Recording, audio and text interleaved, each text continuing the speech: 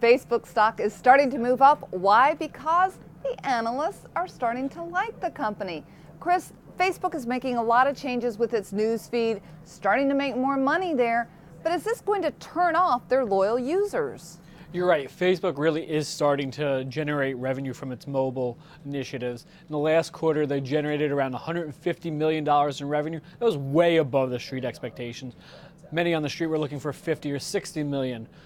You're going to start to see some users get aggravated by the sponsored news feeds and sponsored stories in their timeline, but ultimately that's how Facebook is going to generate revenue, and that's where the growth is going to come. All right, you're right. It makes me crazy. I want to see the most recent stories, not the top stories.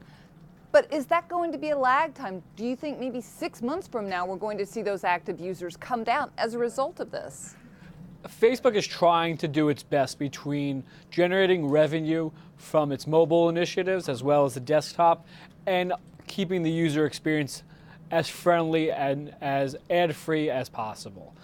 You could see a little bit of a lag time, perhaps 6 to 12 months, as you said, before you start to see customers and users really start to become aggravated. Perhaps by that time, Facebook will have come out with a different initiative, but I don't think so. They're really putting the ball in this court in terms of betting on sponsored stories. That's really where Facebook is betting on. All right, well, what about Instagram? Because they spend a ton of money on this company. Are they making any money here, or what are their plans to make some money off of this? So far, Instagram has generated $0 in revenue.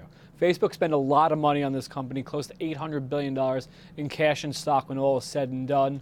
Eventually, you're going to start to see Facebook integrate its affiliates with Instagram. You're going to start to see perhaps some ads on Instagram, which might detract some users and start to see some people move away from Instagram. But ultimately, Facebook paid $800 million, and shareholders and investors are going to look for some kind of return on that investment.